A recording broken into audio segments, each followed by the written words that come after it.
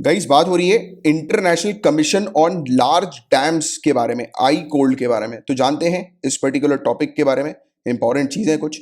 तो अभी recently international commission on large dams I cold symposium sustainable development of dams and river basin का देखने को मिला, इसका भी उद्घाटन किया गया है। राइट, आई कोल्ड की बात करें तो आपको ध्यान में रखना है ये एक नॉन गवर्नमेंटल इंटरनेशनल ऑर्गेनाइजेशन है, गैर सरकारी अंतर्राष्ट्रीय संगठन ये हमें देखने को मिलती है। ये एक फोरम प्रोवाइड कराती है, ये एक मंच प्रोवाइड कराती है किन लोगों के लिए? ये बेसिकली जैसे कि दुनिया भर के इंजीनियर्स हैं, राइट, जियोलॉजिस्ट हैं, साइंटिस्ट हैं, अलग अलग कंट्रीज के, प्राइवेट ऑर्गेनाइजेशन के, कंसल्टिंग फर्म के, यूनिवर्सिटी के, लेबोरेटरीज के और कंस्ट्रक्शन कंपनीज के। तो ये सब आते हैं इस मंच में और ये डिस्कस करते हैं, अपने नॉलेज और एक्सपीरियंस को शेयर करते हैं डैम इंजीनियरिंग के बारे में, क्योंकि इसके नाम से ही आपको समझ आ जाना चाहिए लार्ज डैम का ये कमीशन हम लोग को देखने को मिलता है, आई कोल्ड। राइट, लार्ज डैम का ये कमीशन है। तो डैम्स जो होते हैं गाइस, बड़े बड़े डैम्स, तो उसको मेंटेन करना, मैनेज करना, डैम जो बनाए जाए वो इस प्रकार से बनाए जाए कि वो सेफ रहे, एनवायरमेंट के लिए भी सेफ रहे। तो ये सब चीजों को ध्यान में रखते हुए डैम तैयार किए जाते हैं और जो भी प्रोफेशनल इस प्रकार के डैम को तैयार करते हैं वो इस मंच पे आके अपने नॉलेज को, अपने एक्सपीरियंस को दूसरी कंट्रीज के साथ भी शेयर करते हैं। राइट, तो ये बहुत काफी बड़ा हम लोग को एक मंच देखने को मिलता है। और आई कोल्ड की फॉर्मेशन हुई थी, इसकी स्थापना हुई थी 1928 में, काफी पुरानी बॉडी हमें देखने को मिलती है। और नेशनल कमिटी 100 से ज्यादा कंट्रीज की इसमें शामिल है, यानी कि इसके मेंबर के तौर पर नेशनल कमिटीज हम लोग को 100 से ज्यादा देखने को मिलती हैं, 100 से ज्यादा कंट्रीज की, और 10,000 से ज्यादा इंडिविजुअल मेंबर, इसके निजी सदस्य भी हम लोग को देखने को मिलते हैं। तो ये वाली चीज है जिसके बारे में आप लोग को एक आइडिया होना चाहिए। और पूरे दुनिया भर में आई कोल्ड लीड भी करती है किस मामले में, कि जो स्टैंडर्ड्स और गाइडलाइंस जो है वो सेट करनी है डैम्स की, कि इंश्योर किया जा सके कि डैम जो तैयार किए जा रहे हैं, बनाए जा रहे हैं, वो सेफ रहें, एफिशिएंट रहें, इकोनॉमिकली रहें, एनवायरमेंटली सस्टेनेबल रहें, सोशली इक्विटेबल रहें। राइट, तो इस पर फोकस करते हुए डैम्स को बनाना है, तैयार करना है, और इसका हेडक्वार्टर हम लोग को पेरिस, फ्रांस में देखने को मिलता है। तो ये सिंपल सी चीजें हैं और कुछ फैक्ट्स हैं जिसकी आपको जानकारी, आइडिया होना चाहिए। अब गाइस बताया जा रहा है कि इमरान यानी कि पाकिस्तान के प्राइम मिनिस्टर, इन्होंने 50 मिलियन यूएस डॉलर का डिफेंस क्रेडिट लाइन श्रीलंका के लिए ऑफर किया है, यानी कि अनाउंस किया है कि श्रीलंका को पाकिस्तान जो है वो 50 मिलियन यूएस डॉलर का क्रेडिट लाइन जो है वो ऑफर कर रही है। तो इसकी अनाउंसमेंट हमें देखने को मिली है। और बताया जा रहा है कि महामारी फैलने के बाद, यानी कि पेंडेमिक के बाद, इमरान खान की, यानी कि पाकिस्तान के प्राइम मिनिस्टर की श्रीलंका की ये यात्रा जो है वो पहली हम लोग को देखने को मिल रही है, और किसी सरकार के प्रमुख की पहली यात्रा ये बताई जा रही है, जो मैंने भी आपको बताया। और दोनों देशों में नई सरकारों के गठन के बाद से पाकिस्तानी प्रधानमंत्री की ये अगेन पहली यात्रा बताई जा रही है श्रीलंका में। तो ये सिंपल सी चीज़ है, इसके बारे में इतना ज़्यादा आपको नहीं जानना है, बट हमने कल के लेक्चर में भी डिस्कस किया था, अगर आपको याद आ रहा हो, कि पाकिस्तान जो है वो फोकस कर रहा है कि चाइना पाकिस्तान इकोनॉमिक कॉरिडोर जो है वो एक्सपेंड किया जा सके श्रीलंका में भी, यानी कि श्रीलंका भी चाइना पाकिस्तान इकोनॉमिक कॉरिडोर का हिस्सा बने। राइट, तो इसके बारे में भी आपको आइडिया होगा, कल ही हमने डिस्कस किया था इसके बारे में। पिछले महीने की बात है, हमने डिस्कस किया था इस टॉपिक को, और अभी ये टॉपिक दोबारा से न्यूज में आ गया है। तो बताया जा रहा है कि राइट टू साइलेंस जो है, राइट टू साइलेंस, उसको उतना ही इंपॉर्टेंट माना जाना चाहिए जितना कि राइट टू फ्री स्पीच को माना जाता है। फेसबुक ऑफिशियल अजीत मोहन का ये कहना है। अजीत मोहन जी को बुलवाया गया था दिल्ली लेजिस्लेटिव असेंबली कमेटी के द्वारा। दिल्ली लेजिस्लेटिव असेंबली कमेटी ने इनके ऊपर यानी कि इनको बुलवाने के लिए एक समन जारी किया था। राइट, तो इन्होंने अभी क्या किया, उसी समन के अगेंस्ट जो है वो ऑनरेबल सुप्रीम कोर्ट में एक पिटीशन दर्ज करी है। तो इसी को लेकर पूरा मामला ये सामने हमें देखने को मिल रहा है। और दिल्ली लेजिस्लेटिव असेंबली ने समन क्यों जारी, समन समझते हो ना, समन क्या होता है? जैसे कि कोर्ट समन जारी करती है, समन जारी करने का मतलब बुलवाती है सामने वाली मतलब इंडिविजुअल को, राइट, कि आप आओ, आकर बातचीत करो, राइट, बुलवाया जाता है। तो हुआ क्या था कि ये दिल्ली लेजिस्लेटिव असेंबली कमेटी ने इनको बुलवाया इसलिए था क्योंकि पिछले साल की बात है, पिछले साल फरवरी के महीने में दिल्ली में दंगे हुए थे। राइट, और कहा जा रहा था कि ये जो दंगे भड़के थे ये फेसबुक में काफी सारे हेट पोस्ट थे उसके कारण भड़के थे। जैसे कि काफी सारे लोग जो है वो फेक पोस्ट करते हैं और नफरत को फैलाने के लिए पोस्ट वगैरह किया जाता है कि लोगों के बीच में डिस्टेंस वगैरह क्रिएट हो जाए, कम्युनिटीज के बीच में डिस्टेंस वगैरह क्रिएट हो जाए। तो इस प्रकार की हेट पोस्ट वगैरह जो होती है ना, तो वैसे ही फेसबुक में हेट पोस्ट काफी सारी जो है वो की जा रही थी लोगों के द्वारा, और फेसबुक जो है वो विफल रहा था, फेसबुक फेल रहा था इन सब पोस्ट को डिलीट करने में या फिर इनको कंट्रोल करने में। तो इसी पर ही पूरी बातचीत होनी थी। और मोहन जो है वो फिर उन्होंने जाने से मना कर दिया, क्योंकि देखो कोई भी इंडिविजुअल जब पोस्ट कर रहा है तो ऑब्वियस सी बात है कि सामने वाला जो है जो पोस्ट कर रहा है तो उसको उसको जो है वो हिरासत में लिया जाना चाहिए, उसके खिलाफ कार्रवाई होनी चाहिए जो पोस्ट कर रहा है, राइट। बट हाँ, ये बात भी सच है कि इस प्रकार की जो एप्लीकेशंस वगैरह जो होती हैं, कंपनीज वगैरह जैसे सोशल मीडिया कंपनी हो गई, तो इनकी भी रिस्पॉन्सिबिलिटी होती है कि उनके प्लेटफॉर्म पर किसी भी प्रकार की ऐसी हेट स्पीच ज्यादा प्रमोट ना हो, राइट। तो यही था पूरा मुद्दा कि इनको बुलाकर जो है वो इनके ऊपर आरोप लगाए गए थे कि फेसबुक जो है वो विफल थी, फेसबुक जो है वो सही तरीके से पोस्ट वगैरह को, या हेट स्पीच हो गई या हेट पोस्ट हो गए, उसको कंट्रोल करने में विफल हो गई थी वो, राइट। तो इसी पर पूरी बातचीत होनी थी, तो ये नहीं जा रहे वहां पर। और इसके अलावा इन्होंने कहा कि मुझे बोलना नहीं है, मुझे बात नहीं करनी, मुझे शांत ही रहना है, मुझे साइलेंस चाहिए, राइट। तो इसी को लेकर इन्होंने ये दिल्ली लेजिस्लेटिव असेंबली कमेटी के समन के अगेंस्ट जो है वो एक पिटीशन दायर करी है ऑनरेबल सुप्रीम कोर्ट में। तो इसको लेकर पूरा ये मामला हमें फिर से देखने को मिला है, राइट। तो ये था पूरा overall topic guys. I think परसों आप लोगों को एक होमवर्क दिया था United nation human rights council को पढ़ने के लिए, होपफुली आप लोगों ने पढ़ लिया होगा। तो आज भी United nation human right council से रिलेटेड एक टॉपिक हमें देखने को मिल रहा है, तो इस पर थोड़ी सी बात करते हैं। अभी यूनाइटेड स्टेट्स के secretary of state Antony Blinken, इन्होंने कहा है यूनाइटेड नेशन के मेंबर स्टेट्स को कि यूएसए को सपोर्ट किया जाए कि यूएसए दोबारा से री इलेक्ट हो सके United nation human rights council में। आपको गाइस पता होगा, हमने डिस्कस भी किया था कि 2018 में यूनाइटेड स्टेट्स ने जो है वो यूएनएचआरसी की मेंबरशिप जो है वो छोड़ दी थी, त्याग कर दिया था, राइट। यूएनएचआरसी का हिस्सा नहीं था यूएसए, और यूएसए उस समय डोनाल्ड ट्रंप के अंडर था, हम लोग को देखने को मिला था, राइट। तो डोनाल्ड ट्रंप ने ये चीज कही थी कि यूएनएचआरसी हमेशा इजराइल के अगेंस्ट जो है वो बात करता है, और उसकी जो मेंबर कंट्रीज हैं वो खुद ह्यूमन राइट्स अब्यूजर्स हैं, यानी कि ह्यूमन राइट्स का खुद उल्लंघन करती हैं, राइट, उसकी जो मेंबर कंट्रीज हैं। तो इस प्रकार के आरोप जो है वो डोनाल्ड ट्रंप ने यूएनएचआरसी के ऊपर लगाए थे और यूएनएचआरसी को छोड़ दिया था, राइट। तो ये चीज है, और अभी इसको दोबारा से रीइलेक्ट करने की बात की जा रही है, क्योंकि नए प्रेसिडेंट जो यूनाइटेड स्टेट्स के हैं उन्होंने पहले ही घोषणा कर दी थी कि जब वो प्रेसिडेंट बनेंगे तब उस समय यूएनएचआरसी में दोबारा से री एंटर करेंगे वो, राइट। तो इसी को लेकर अभी ये टॉपिक हमें देखने को मिला है। बट थोड़ी सी इसमें चर्चा करते हैं यूएनएचआरसी के इलेक्शंस के बारे में। तो इलेक्शन जो होते हैं गाइस यूएनएचआरसी के, वो हर साल होते हैं, और इसमें जो कंट्रीज जो होती हैं वो रोटेशनल बेसिस पर 3 सालों के लिए सर्व करती हैं, 3 इयर्स के लिए रोटेशनल बेसिस पर सर्व करती हैं। और इसकी जो मेंबरशिप सीट जो होती है वो 31 दिसंबर को हर साल एक्सपायर हो जाती है।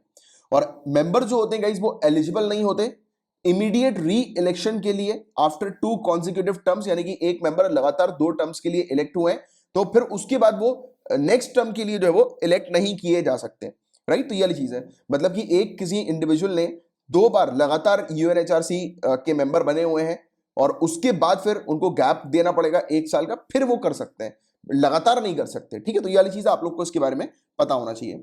और इसमें टोटल 47 सीट्स हम लोग को देखने को मिलती है और इक्विटेबली डिस्ट्रीब्यूटेड होती हैं इनकी सीट्स।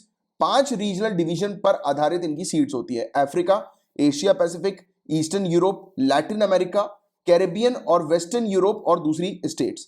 तो ये हम लोग को 5 इसके रीजनल डिवीजन देखने को मिलते हैं, ठीक है। इसमें लैटिन अमेरिका और कैरेबियन एक ही है और वेस्टर्न यूरोप और अदर स्टेट्स एक ही है। इसमें आप बिल्कुल ये मत समझना कि लैटिन अमेरिका और कैरेबियन अलग अलग है, नहीं, Latin America and the Caribbean और western Europe and the other state, तो ये 2 हो गई।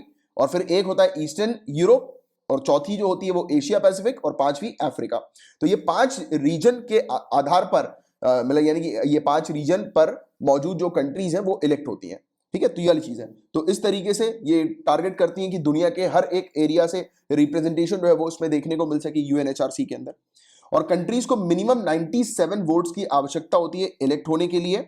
और जो सदस्यों को जो चुना जाता है वो सीक्रेट बैलेट के थ्रू, गुप्त मतदान के थ्रू जो है वो चुना जाता है। और बताया जा रहा है कि जनवरी 2020 तक 193 यूनाइटेड नेशन के जो मेंबर्स हम लोग को देखने को मिलते हैं, उसके 117 सदस्य देश ये मानव अधिकार परिषद United nation human right council के सदस्य के रूप में कार्य कर चुके हैं। और इसकी जो ये ब्रॉड मेंबरशिप है वो सिर्फ यही नहीं रिफ्लेक्ट करती कि यूनाइटेड नेशन के अंदर डाइवर्सिटीज हम लोग को देखने को मिलती है, बल्कि काउंसिल जो है उसकी लेजिटिमेसी भी हम लोग को ये देखने को मिलती है कि ह्यूमन राइट वॉल्यूशन पर हर एक कंट्री जो है वो बोल सके, हर एक कंट्री जो है वो अपना पक्ष जो है वो रख सके।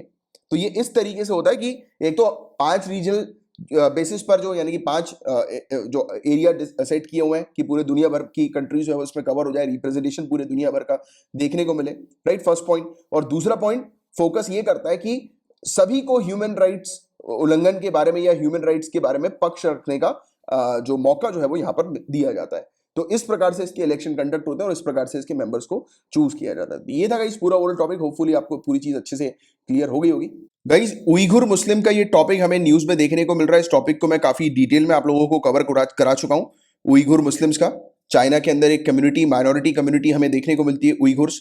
तो आपको क्या करना है, सिंपली सर्च कॉलम जो है ना यूट्यूब का, वहां पर लिखना उइघुर, उसके आगे मेरा नाम लिख देना कमलाक्ष, स्पेलिंग सही लिखना। नहीं तो कल मुझे एक स्टूडेंट ने लिखा था कि सर हम सर्च कर रहे थे इस के बारे में बट हमें मिल नहीं पा रहा था। तो देखो आप मेरे नाम की शायद स्पेलिंग जो है वो गलत लिखते होगे, KAMLAKSH कमलाक्ष मेरा नाम है। या फिर पता है बहुत ईजी, मैं आपको एक तरीका बताता हूँ।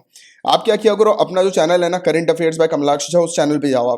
आप चैनल पे जब भी जाते हो किसी के भी, तो आपको दिखता है कि एक होम बटन लिखा रहता है, होम शायद दिखता है क्या, होम दिखता है, हाँ। उसके बगल में आप देखेंगे वीडियोस दिखता है, फिर आप उसके बगल में देखेंगे तो कम्युनिटी टैब दिखता है ना, ऐसा कुछ दिखते रहते हैं बटन्स।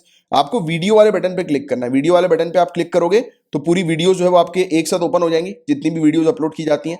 यहीं पर ही कहीं पे साइड में आप देखना सर्च का एक ऑप्शन होगा, तो उस सर्च के ऑप्शन पे क्लिक करके वो वीडियो को या फिर उइघुर को आप सर्च कर लेना। जैसे इस टॉपिक की बात करें तो आपको उइघुर को सर्च करना है। पूरी डिटेल मैंने उइघुर से रिलेटेड यहाँ पर प्रोवाइड की हुई है। और अभी फ्रांस के फॉरेन मिनिस्टर के द्वारा भी निंदा की गई है चाइना के इस हरकतों को कि वो उइघुर मुस्लिम्स को प्रताड़ित कर रहा है और इस प्रकार की चीज हम लोग को देखने को मिल रही है। हालांकि ये वाली चीज आपके लिए इंपॉर्टेंट नहीं है, मेनली उइघुर जो है वो आपके लिए इंपॉर्टेंट है, जो मैंने कवर कराया हुआ है उसके बारे में आपको अच्छी जानकारी होना चाहिए, राइट। तो उसको एक बार आप देख लीजिएगा और जो भी अपने जो रेगुलर व्यूअर्स हैं आप एक बार रिवाइज कर लीजिएगा। और उसके बाद आप प्लीज जैसे ही रिवाइज करें नीचे कमेंट बॉक्स पर लिंक छोड़ दिया करो, जिससे कि अपने जो रेगुलर जो स्टूडेंट नहीं है, जो नए नए अभी जुड़े हैं, तो उनको आसानी से मिल जाए। तो लिंक आप देखने के बाद लिंक कर दिया करो, 1 सेकंड ही तो लगेगा, ज्यादा टाइम नहीं लगेगा आप लोगों का। या फिर आप क्या करो, देखने के बाद कॉपी करके वहां पर छोड़ दिया करो, जैसे अपना डिस्कशन ग्रुप है ना टेलीग्राम का, वहां पे लिंक छोड़ दिया करो, जिससे कि स्टूडेंट को आसानी से मिल जाए। वैसा तो आप सभी लोग जानते ही हैं कि हरकतीबाज है ये चाइना, समय समय पर हरकत करता रहता है। और आप लोग को पता भी है और हमने डिस्कस भी किया है इसके बारे में कि चाइना की एक्सपेंशनिस्ट पॉलिसी है, ये कब्जा करने के ऊपर कोशिश करता है, अपनी टेरिटरी को एक्सपेंड करने के ऊपर कोशिश करता है। अभी रिसेंटली जो विवाद जो चल रहा है वो साउथ चाइना सी के ऊपर भी चल रहा है और ये काफी सालों से ये विवाद चल रहा है। आप लोग को मैंने पढ़ाया भी है, बताया भी है कि चाइना क्लेम करता है कि जो साउथ चाइना सी जो है वो चाइना का ही है, चाइना का हिस्सा है। क्यों बोलता है ऐसा वो? क्योंकि उसका कहना है कि वो जो सी है, वो जो समुद्र है, उसका नाम चाइना के नाम पे पड़ा है। ऐसे तो हम लोग भी बोल सकते हैं कि जो इंडियन ओशियन है वो हमारा है पूरा का पूरा, क्योंकि इंडियन ओशियन का नाम जो है वो हमारे नाम पे पड़ा है। ऐसा थोड़ी ना होता है। साउथ चाइना सी तो इसलिए भी कहा गया कि वो समुद्र जो है वो चाइना के साउथ में है, बट क्या समझाए अब उसको। और वो ये छोटे छोटे आइलैंड जो इस सी के पास में हम लोग को देखने को मिलते हैं, तो उससे लड़ता झगड़ता रहता है, ये छोटी छोटी कंट्री से लड़ता झगड़ता रहता है, कब्जा करने की हरकत करता है। और इतना ही नहीं, डराता भी है, मतलब सामने वाली कंट्री को टेंशन में डालता है। कैसे टेंशन में डालता है? जैसे कि अपनी जो शिप वगैरह जो है या सबमरीन वगैरह जो है या नेवल शिप वगैरह इसकी हो गई, तो ये उन कंट्री के टेरिटरी के पास या आइलैंड के पास जो है वो आकर तैनात कर देता है या फिर वहां से घूम के चला जाता है। जैसे कि ऑस्ट्रेलिया को कई बार ये हार्ट अटैक दिलवाता है बीच बीच में, कि ऑस्ट्रेलिया के पास तक अपनी शिप लेकर चला जाता है और फिर वहां से यू टर्न मार लेता है, राइट। मतलब उसके बहुत ही नजदीक जाके एकदम से यू टर्न मार लेता है। तो ऑब्वियस ही बात है कि कोई फॉरेन कंट्री की कोई शिप आ रही है तो सामने वाली कंट्री तो डर जाएगी ना कि यार कहीं अटैक वटैक तो नहीं कर रही है सामने वाली कंट्री, या क्या स्ट्रेटेजी अपना रही है। तो इस प्रकार से ये हरकत करता रहता है। इवन हमारे इंडियन ओशन पे भी इसका प्रेजेंस कई बार उटपटांग तरीके का देखने को मिलता है, राइट। वो जानबूझ के इसलिए करता है क्योंकि आसपास की कंट्री को ये थोड़ा नर्वस करना चाहता है, या पता नहीं प्रैंक खेलता है, क्या करता है भगवान जाने, बट इसकी हरकतें हमेशा होती हैं। और ऐसी इसकी हरकतें आप लगातार न्यूज में देखते रहेंगे। मैं जब भी वाला टॉपिक आपको चाइना से रिलेटेड, साउथ चाइना सी से रिलेटेड कवर कराता हूं, तब मैं हमेशा ये वाली बात बोलता हूं, मेरे रेगुलर व्यूअर को पता ही होगा। और आपने जब भी इस प्रकार के टॉपिक्स आए हैं तो आपने देखा ही है कि चाइना की हरकतें हम लोग को ऐसी ही देखने को मिलती है। ये अपनी शिप वगैरह ले जाएगा, अपने कोस्ट गार्ड की शिप्स वगैरह ले जाएगा, सबमरीन ले जाएगा, डराएगा। ये ऐसी हरकतें इसकी होती हैं चाइना की। अभी हुआ क्या है, चाइना की 2 कोस्ट गार्ड शिप्स, ये शिप एंटर करी हैं सेनकाकू आइलैंड्स में, और इसी चीज को देखते हुए जापान जो है वो प्रोटेस्ट कर रहा है। जापान का कहना है कि चाइना की जो ये हरकत है घुसपैठ करने वाली, तो ये खराब है, और जापान जो है वो चाइना की इस घुसपैठ करने वाली हरकत के खिलाफ जो है वो विरोध कर रहा है। और विरोध प्रकट किया है इसने कि ईस्ट चाइना सी में और साउथ चाइना सी में इसकी जो हरकतें होती है, छोटे छोटे आइलैंड के आसपास ये चले जाता है, वहां पर अपनी जो मिलिट्री है उसको स्टेशन कर देता है, यानी कि वहां पे तैनात करवा देता है कुछ समय के लिए, थोड़ी देर के लिए, राइट, भले ही 1 घंटे के लिए क्यों ना हो, बट ऑब्वियसली बात है कि वो जाकर वहां पर अगर किसी कंट्री की नेवी मिलिट्री वगैरह इस प्रकार से किसी आइलैंड के पास जाकर खड़ी हो जाएगी थोड़ी देर के लिए ही, राइट, तो ऑब्वियसली बात है कि सामने वाली कंट्री को लगेगा ना कि यार कहीं ये स्ट्रेटेजी तो नहीं बना रहे या क्या इनका विचार है, तो घबराहट हो जाती है, एकदम से टेंशन क्रिएट हो जाती है। तो ये ऐसी हरकतें करता है ये, तो इस पर अभी जापान जो है वो विरोध कर रहा है और टेंशन जो है वो दोनों कंट्रीज के बीच में बढ़ गए हैं अब, जापान और चाइना के बीच में इस हरकत को देखते हुए। और चाइना ने एक कानून भी लेकर आ गया है। अब चाइना के इस कानून के बारे में आप समझो। चाइना का कानून ये कहता है कि अगर चाइनीज वाटर में, अब चाइनीज वाटर कौन सी है, तो पूरे साउथ चाइना सी को चाइनीज वाटर मान लेता है, राइट, बोलता है कि ये तो पूरा चाइना का एरिया है, क्लेम करता है ना ये वाला। तो इसने क्या कानून लेकर आ गया कि चाइनीज वाटर में अगर कोई भी फॉरेन शिप या कोई भी फॉरेन वेसल अगर एंटर करता है तो इनके कोस्ट गार्ड को अथॉरिटी दे दी गई है कि कोस्ट गार्ड उनको फायर कर दें, अटैक कर दें उस फॉरेन शिप के ऊपर। तो इसमें तो गड़बड़ी भी हो सकती है, कई बार ऐसे केसेस आते हैं सामने कि मतलब इंटरनेशनल वाटर्स पे गलती से, कई बार होता है कि गलती से जो है कुछ कुछ वेसल जो है वो दूसरी कंट्री की टेरिटरी में, दूसरे कंट्री के एरिया में गलती से एंटर कर जाते हैं। वो बहुत कम केस होता है, बट जब भी गलती से इस प्रकार का एंटर किया जाता है किसी शिप के द्वारा, तो कोस्ट गार्ड का पहले काम क्या होता है, उनको अलर्ट करना कि आप जो है वो इस तरफ आ रहे हो, आप वापस हो जाओ, वापस हो जाओ। तो जिससे कि ये शिप वगैरह जो होती है वापस हो जाती है, क्योंकि कोस्ट गार्ड एकदम से एक्शन नहीं लेते, पहले तो उनको वार्निंग देते हैं, पहले आइडेंटिफाई करते हैं, चेक करते हैं कि कोई वो तो नहीं है, मतलब पायरेट्स वगैरह तो नहीं है। जैसे आपको पता होगा ना, समुद्री डाकू वगैरह हमें देखने को जो मिलते हैं, जो इस प्रकार की लीगल एक्टिविटीज में इन्वॉल्व रहते हैं, और स्मगलर्स तो नहीं है कहीं, राइट, शिप जो है वो वेरीफाइड है कि नहीं है, पहले वो सब चीजें पता लगाने के बाद उनको वार्निंग दी जाती है कि आप पलट जाओ। फिर भी अगर कोई पलटते नहीं है तो फिर एक्शन लेते हैं कोस्ट गार्ड।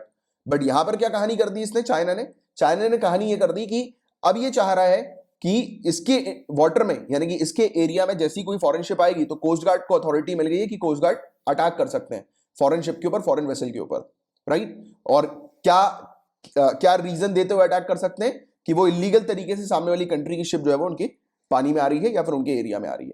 तो ये चीज है, तो इसका भी बहुत विरोध जो है वो किया जा रहा है प्रेजेंट। तो ये चीज है। तो पूरा इशू क्या है, विवाद का इशू हम लोग को पूरा क्या देखने को मिल रहा है, तो जापान और चाइना ये एक डिस्प्यूट में है, और ये ईस्ट चाइना सी के ऊपर मौजूद आइलैंड जो है उसके डिस्प्यूट में है। और टोक्यो यानी कि जापान जो है वो इस आइलैंड को सेनकाकू आइलैंड कहता है, और चाइना इस आइलैंड को नाम देता है डियाओयू, राइट। तो ये नाम देता है, तो ये नाम थोड़ा सा आपको पता होना चाहिए, राइट, कि सेनकाकू और डियाओयू एक ही आइलैंड है, और सेनकाकू जो है वो इस आइलैंड को नाम दिया है जापान ने, और डियाओयू नाम दिया है चाइना ने, क्योंकि क्योंकि विवाद है ना, विवादित आइलैंड है। चाइना अपना नाम रखकर उसको बोलता है कि ये वाला आइलैंड तो हमारा है, बट जापान जो है वो अपना नाम रखकर बोलता है कि, जापान बोलता है कि नहीं नहीं ये आइलैंड हमारा है, आपका नहीं है। तो ये विवाद चल रहा है इस प्रकार से, समझ रहे हो। और आइसलेट्स, अब ये वाला एक टर्म है, ये चीज आप थोड़ा सा ध्यान में रखना। आइसलेट्स जो होते हैं ना, ISLETS, आइसलेट्स यानी कि छोटे आइलैंड। तो ये जो छोटा आइलैंड है ये जापान के द्वारा एट प्रेजेंट एडमिनिस्टर किया जा रहा है, यानी कि कंट्रोल तो इसका जापान के पास ही है, बट बीजिंग जो है वो क्लेम करता है कि आइलैंड उसका है। अब सुनिए इस पूरे मुद्दे पर चाइना क्या कहता है। तो चाइना ये कहता है कि सन 1534 या उससे पहले से, ईयर 1534 या उससे पहले से, ये जो आइलैंड है जिसको चाइना ने नाम दिया है डियाओयूज, तो ये जो आइलैंड है ये चाइना के कंट्रोल में या फिर चाइना और ताइवान के कंट्रोल में हुआ करता था पहले के समय पे। फिर हुआ क्या था, पहला सीनो जापानीज वॉर लड़ा गया, युद्ध हुआ, पहला सीनो जापानीज युद्ध, जो कि खत्म हुआ था एक ट्रीटी के साथ। तो ये ट्रीटी थोड़ा सा प्रीलिम्स पॉइंट ऑफ व्यू से याद रखना, ट्रीटी ऑफ शिमोनोसेकी, राइट, क्योंकि इस प्रकार के क्वेश्चन जो है अक्सर आए थे कि फलाना ट्रीटी बताइए किससे रिलेटेड है, ट्रीटी ऑफ शिमोनोसेकी। तो ये किससे रिलेटेड है, पहले सीनो जापानीज युद्ध से रिलेटेड है, ठीक है। तो ये चीज आप थोड़ी सी ध्यान में रखना। तो चाइना ये बोलता है कि जब ये पहला सीनो जापानीज वॉर जब खत्म हुआ था, तब उस समय जापान ने ये आइलैंड जो है वो इससे छीनकर, फोर्सफुली छीनकर अपने कंट्रोल में कर लिया था। इसके अलावा चाइना गाइस ये भी दावा करता है कि जब सेकेंड वर्ल्ड वॉर जब खत्म हुआ था, समाप्त हुआ था द्वितीय विश्व युद्ध, तब उस समय एक ट्रीटी हुई थी। ये जो ट्रीटी थी वो थी San Francisco peace treaty, right, जिसके थ्रू हमने देखा वर्ल्ड वॉर सेकेंड जो है वो एंड हुआ था, समाप्त हुआ था। तो उसी समय उस ट्रीटी में पॉट्सडैम डिक्लेरेशन, पॉट्सडैम घोषणा जो है उसको जापान ने स्वीकारा था, और जिस घोषणा के तहत बताया यह गया था कि जापान को ताइवान को मुक्त करना है। और चाइना ने यह कहा कि जब जापान ने ताइवान को मुक्त किया तो उसी समय उसे ये सब आइलैंड्स भी जो उसने चाइना से हथियाए थे, फोर्सफुली अपने कब्जे में किए थे, वो भी वापस करने चाहिए थे, जो कि उसने वापस नहीं किए। तो चाइना बेसिकली ये क्लेम करता है कि जिस समय वर्ल्ड वॉर से पहले के समय पर जब जापान ने कंट्रोल कर लिया था ताइवान के ऊपर, राइट, ताइवान को अपने कंट्रोल में कर लिया था, तब उस समय काफी सारे आइलैंड को अपने कंट्रोल में किया था, जिनमें से एक आइलैंड जो था वो ये वाला भी था, राइट, जिस पर ये पूरा विवाद हम लोग को देखने को मिलता है, सेनकाकू आइलैंड, या फिर इसको दियाओयुज आइलैंड के नाम से जानते हैं। तो अब इसने बोला कि जब वर्ल्ड वॉर जब ये खत्म हुआ था, तो उस समय जो ट्रीटी वगैरह हुई थी, पीस ट्रीटी और डिक्लेरेशन जो हुआ था, पॉट्सडम डिक्लेरेशन, उसके थ्रू जापान को वापस करना था, यानी कि पूरी टेरिटरी, पूरा कंट्रोल। तो उसने ताइवान को तो वापस कर दिया, ताइवान को तो फ्री कर दिया, बट इसने क्या हरकत पटकी, इसने जो रिमेनिंग जो और भी आइलैंड थे चाइना के, जो इसने फोर्सफुली अपने कंट्रोल में किए थे, वो इसने वापस नहीं किए। तो ऐसा क्लेम करता है चाइना, राइट। और फिर उसके बाद हुआ क्या है, उसके बाद अमेरिका सामने आई, अमेरिका ने हस्तक्षेप किया और अमेरिका ने इन आइलैंड का कंट्रोल जो है, नियंत्रण जो है, वो ले लिया। और 1971 में ओकिनावा रिवर्जन एग्रीमेंट ये सामने आया। इस समझौते के तहत इसने जापान को इन पूरे आइलैंड का कंट्रोल दे दिया। और आप जानते हैं कि यूएसए और चाइना की बनती नहीं, यूएसए और चाइना अपने आप में कट्टर दुश्मन है। तो और यूएसए सुपर पावर, यूएसए जो है वर्ल्ड वॉर 2 के बाद यूएसए ने हस्तक्षेप किया। हस्तक्षेप करने के बाद यूएसए ने जितने भी ये पूरे आइलैंड थे, ये जापान के या जापान के कंट्रोल के अपने कंट्रोल में ले लिए पहले, फिर 1971 में जापान को वापस कर दिया।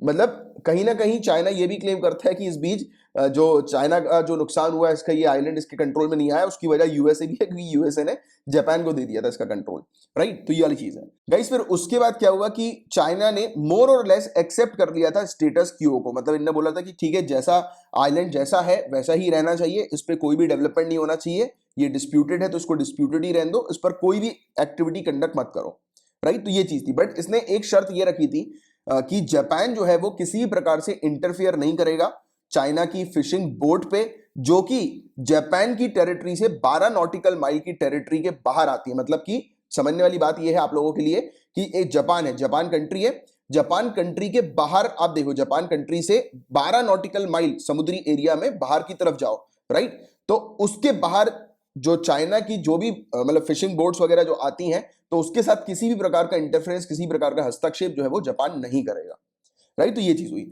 फिर बाद में हरकत क्या हुई, बाद में 2012 में बताया जा रहा है कि जापान ने इस स्टेटस क्यू को जो है वो पलट दिया। और इसने क्या किया, निजी मालिकों से, यानी कि प्राइवेट जो जापानीज ओनर जो थे, उनसे इस आइलैंड को परचेज कर दिया और इस आइलैंड को नेशनलाइज कर दिया, राइट। इस आइलैंड का राष्ट्रीयकरण कर दिया। फिर जापान से पूछा गया कि क्यों इसने इस आइलैंड को नेशनलाइज किया, तो इसने कहा कि इसने ये कदम इसलिए उठाया क्योंकि वहां पर रेडिकल नेशनलिस्ट थे, जो कि इस आइलैंड को अपने कंट्रोल में करना चाह रहे थे, कब्जा करना चाह रहे थे। तो ये आइलैंड जो है वो रेडिकल नेशनलिस्ट के कंट्रोल में ना चले जाए, इसलिए ये आवश्यक था कि ये इस आइलैंड को नेशनलाइज कर दे। तो ऐसा इसने तर्क दिया था। बट चाइना ने इसको कहा कि ये तो जापान ने जो है वो झूठ बोला है, जापान ने जानबूझ के इसको एज अ अपॉर्चुनिटी के तौर पर समझा और पूरे आइलैंड पर कब्जा कर लिया। तो ऐसी चीजें हम लोग को देखने को मिल रही हैं। और अभी गाइस इंटरनेशनल कम्युनिटी काफी ज्यादा चिंतित है, और उनकी चिंता वाले कारण ये है क्योंकि देखो आज भी आप देख रहे हैं कि चाइना और यूएसए का इशू हम लोग को देखने को मिल ही रहा है। तो जो भी कंट्रीज जो हैं, जो यूएसए की फ्रेंडली कंट्रीज, यूएसए की अलाय कंट्री हैं, और जो चाइना की जो अलाय कंट्री हैं, उनके बीच में, यानी कि चाइना की फ्रेंडली कंट्री और यूएसए और जापान की फ्रेंडली कंट्री, इनके बीच में एक बड़ा इशू आने वाले समय में हो सकता है, क्योंकि ये सब टेंशन जो है वो बढ़ती जा रही है, राइट। तो उसको लेकर इंटरनेशनल कम्युनिटी जो है वो काफी ज्यादा चिंतित है कि इस विवाद से रीजनल और इंटरनेशनल पीस को खतरा हो सकता है, क्योंकि इस विवाद में अमेरिका और उसकी फ्रेंडली कंट्री, जैसे मैंने भी आपको बताया, उसकी अलाय कंट्री जो है वो भी शामिल हो सकती हैं। और आप बोलोगे कि सर ये यूएसए क्यों हस्तक्षेप कर रही है इस बीच में, तो मैंने आपको क्या बताया था थोड़ी देर पहले कि 1971 का पीरियड आप थोड़ा याद रखो कि 1971 में यूएसए और जापान के बीच में एक हम लोग को एग्रीमेंट देखने को मिला था, जिस एग्रीमेंट के थ्रू, जिस ट्रीटी के थ्रू ये आइलैंड जो है वो जापान को दे दिया था यूएसए ने हस्तक्षेप करके। हमने बात करी थी ना कि यूएसए आया और यूएसए ने बोला कि ये पूरा आइलैंड जो है वो किसके कंट्रोल में चला जाएगा, जापान के कंट्रोल में चला जाएगा। तो यूएसए इसलिए हस्तक्षेप कर सकता है क्योंकि यूएसए तो बोलेगा ना कि यार ये तो इलीगल तरीके से चाइना इस आइलैंड पे कब्जा करने की कोशिश कर रहा है। तो ये चीज है जिसके बारे में आप लोग को एक अच्छा आइडिया, अच्छी जानकारी होनी चाहिए। होपफुली आपको पूरी चीज अच्छे से क्लियर हो गई। अब देखिए 2 दिन पहले की बात है, अभी मैं मध्य प्रदेश के बारे में आपसे डिस्कस भी कर रहा था कि वो मध्य प्रदेश का एक कानून हमें देखने को मिला था, तो उसके अगेंस्ट जो है वो ऑनरेबल सुप्रीम कोर्ट के पास एक याचिका आई थी। आपको याद है? याद आ रहा है? अभी 2-3 दिन पहले की बात है यार, ज्यादा पुरानी बात नहीं है। तो उसमें मैंने आपको बोला था कि लव जिहाद वाले टॉपिक को पढ़ लेना। उसमें मैंने आपको ये भी बताया था कि उत्तर प्रदेश के इस कानून को भी मैंने डिस्कस किया हुआ, Uttar Pradesh prohibition of unlawful conversion of religious bill 2021। तो अभी बताया जा रहा है कि उत्तर प्रदेश की लेजिस्लेटिव असेंबली में ये फलाना जो बिल है वो पास हो गया है, और इसको लेकर ये पूरा टॉपिक था, बट आप लोग को इस बिल के बारे में पढ़ना है तो उसके बारे में मैं ऑलरेडी कवर करा चुका हूं। तो ये वाला भी एक टॉपिक हमें रिपीटेड देखने को मिल रहा है। तो देखो गाइस, जो भी टॉपिक रिपीटेड होते हैं वो बहुत ज्यादा इंपॉर्टेंट होते हैं, और मैं ऑलरेडी ऐसे टॉपिक को काफी डिटेल में कवर करा चुका हूं। तो आपकी रिस्पॉन्सिबिलिटी है कि आपको वाले टॉपिक को जाकर कवर कर लेना है। और जो मैंने आपको स्टार्टिंग में ही बोलता हूँ लेक्चर्स के, और आपको पता भी है कि जो भी यहां पर मैं आपको पढ़ा रहा हूं, जो भी इंस्ट्रक्शंस दे रहा हूं, उसको आप अगर फॉलो करोगे ईमानदारी से, तो मैं आपको गारंटी के साथ कह सकता हूं आपका सिलेक्शन होगा। बट देखो, मैं सिर्फ बता सकता हूं, काम करना आपको है, राइट? तो थोड़ी मेहनत कर लिया करो, मेहनत करने से पीछे मत हटा करो। और मुझे पता है कि काफी कम लोग ही मेहनत करते हैं, इसलिए सिलेक्शन भी काफी कम लोग का ही होता है। तो अपने आप को उन कम लोगों की कैटेगरी में ही रखो। नहीं तो कुछ लोग होते हैं जो सोचते हैं अरे यार कौन करे यार, छोड़ो।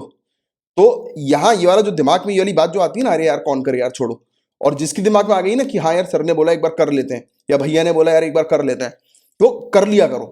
क्योंकि आप जब कर लोगे ना तो आपको फायदा मिलेगा, और आप या तो फिर आपको ये लगेगा कि यार कौन ही करे यार, और जो लोग कर रहे हैं वो बहुत कम लोग कर रहे हैं और उनका 100% सिलेक्शन होगा, राइट? और इसलिए भी मैं बोलता हूँ कि अभी जो हमने 6 आवर्स का जो प्लान आप लोग के लिए प्रोग्राम जो है वो डिसाइड किया हुआ है, सुबह 3 घंटे पढ़ना और दिन में 3 घंटे पढ़ना। आप सभी लोग को मैं बोलूंगा कि थोड़ी अपनी हैबिट डालो पढ़ने की, बैठने की। आपके लिए मैंने स्टडी रूम ओपन कर दिया है, उस स्टडी रूम को ज्वाइन करो आप। और मैं हमेशा उस स्टडी रूम में आपके साथ ही रहता हूँ, हमेशा, मतलब मैं पढ़ने के लिए आपको 50 मिनट का टाइम देता हूँ, बाकी 10 मिनट में आपकी प्रॉब्लम्स जो भी होती हैं कि क्या परेशानी आ रही है पढ़ने में या क्या इशू आ रहा है, तो वो हम उसके बारे में बात करते हैं 10 मिनट में। तो जिससे मोटिवेशन भी रहता है और आपकी कंसिस्टेंसी बनी रहती है। तो उसको भी ज्वाइन करो आप, जो लोग नहीं कर रहे हैं। अब गाइस बात हो रही है नेशनल अर्बन डिजिटल मिशन, जो हमारा शहरी एरिया जो है उसको डिजिटलाइज करने का ये मिशन हम लोग को देखने को मिल रहा है।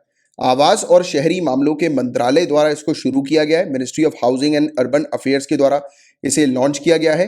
शहरों और नगरों को समग्र सहायता प्रदान करने के लिए पीपल्स, प्रोसेस और प्लेटफॉर्म जैसे 3 स्तंभ, 3 पिलर्स, पीपल, प्रोसेस और प्लेटफॉर्म, तो इस पर काम करते हुए शहरी भारत के लिए साझा डिजिटल बुनियादी ढांचा विकसित करेगा ये मिशन। यानी कि share digital infrastructure urban India के लिए तैयार करने से रिलेटेड ये मिशन है। अब देखो, शेयर डिजिटल इंफ्रास्ट्रक्चर का मतलब क्या होता है? ऐसे इंफ्रास्ट्रक्चर क्रिएट किए जाएंगे जो जहां पर डेटा आपस में शेयर होगा और डिजिटलाइज पूरी चीजों को किया जाएगा। इसमें मेनली फोकस किसके ऊपर किया जा रहा है? फोकस किया जा रहा है गवर्नेंस के ऊपर, अर्बन गवर्नेंस के ऊपर, सर्विस डिलीवरी के ऊपर। सिटीजन सेंट्रिक सर्विस होनी चाहिए, इको सिस्टम ड्रिवन सर्विसेज जो है वो प्रोवाइड की जानी चाहिए सभी सिटी, सभी टाउन में 2024 तक। तो इसका आप थोड़ा सा डेटा जो है वो ध्यान में रखिएगा कि वर्ष 2024 तक भारत के सभी शहरों और नगरों में शहरी शासन और सेवा वितरण के लिए नागरिक केंद्रित और इकोसिस्टम द्वारा संचालित ये दृष्टिकोण को साकार करने का काम करेगा। तो मतलब यानी कि सिटीजन्स को बेटर सर्विसेज जो है वो मिल सके, प्रोवाइड की जा सके, और एडमिनिस्ट्रेशन भी जो है, गवर्नेंस भी जो है वो प्रॉपर तरीके से देखने को मिल सके, राइट, डिजिटलाइजेशन की मदद से। तो इस पर ये मेनली काम कर रहा है। और इस मिशन के तहत फरवरी 2019 में आवास और शहरी कार्य मंत्रालय यानी कि ministry of housing and urban affairs, इनके द्वारा शुरू किए गए नेशनल अर्बन इनोवेशन स्टैक, जो नेशनल अर्बन इनोवेशन स्टैक जो है, जो कि रिलीज किया गया था 2019 में, जैसे मैंने आपको बताया था फरवरी 2019 में। तो इसकी रणनीति और दृष्टिकोण आधारित प्रौद्योगिकी यानी कि टेक्नोलॉजी डिजाइन सिद्धांत यानी कि प्रिंसिपल, टेक्नोलॉजी डिजाइन प्रिंसिपल के ऊपर आधारित ये हमें देखने को मिलता है। तो जो नेशनल अर्बन इनोवेशन स्टैक के ऊपर आधारित जो ये टेक्नोलॉजी डिजाइन प्रिंसिपल लाया गया था, तो उसी पर ही इस मिशन को जो है वो तैयार किया है और ministry of housing and urban affairs के द्वारा इसे लॉन्च किया है। तो ये सिंपल से फैक्ट्स आपको इससे रिलेटेड, इस मिशन से रिलेटेड पता होनी चाहिए। हालांकि नाम से ही आपको पूरी चीजें क्लियर हो जानी चाहिए, इसमें इतना घुसने की तो जरूरत है ही नहीं। कुछ कुछ चीजें ऐसी होती है कि जो नाम से ही पूरी आप लोग को कवर हो जाती है, उसमें ज्यादा डिटेल में जाने की उतनी आवश्यकता होती नहीं है। गाइस, पहली कंट्री जिसे कोवैक्स वैक्सीन रिसीव हुई है वो कौन सी है? घाना।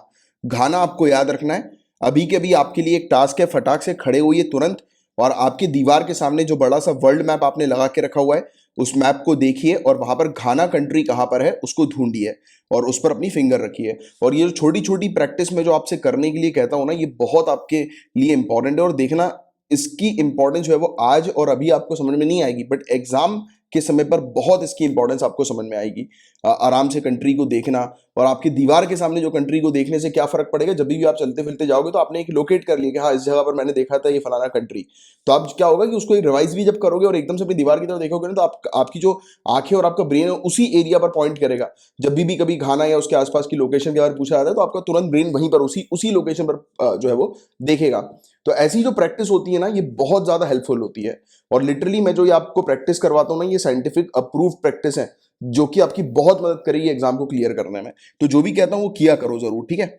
तो घाना पहली कंट्री बन गई है जिसको वैक्सीन रिसीव की जा रही है कोवैक्स के अंडर, जो कि एक इनिशिएटिव है जिसके थ्रू वैक्सीन डिस्पैरिटी हाई और लो इनकम कंट्रीज के बीच में रिड्यूस करने पर काम किया जाता है, राइट। अभी इसका मतलब क्या हुआ, जैसे कि देखो एक हाई इनकम वाली कंट्री है तो उसके लिए तो कोई प्रॉब्लम नहीं है वैक्सीन खरीदना या वैक्सीन पे काम करना, बट जो लो इनकम वाली कंट्री है तो उनको वैक्सीन मिलने में बड़ी दिक्कत होती है, राइट, क्योंकि पैसा नहीं होता ना। तो इसका काम क्या होता है कोवैक्स का, तो हाई और लो इनकम की कंट्री के बीच में जो डिस्पैरिटी, जो गैप हम लोग को देखने को मिलते हैं उसको खत्म करती है, और लो इनकम कंट्रीज को भी ये वैक्सीन प्रोवाइड कराती है, राइट, कि जिसके चलते हाई और लो इनकम कंट्री दोनों में ही वैक्सीन जो है वो मिल सके, वैक्सीन की अवेलेबिलिटी देखने को मिल सके।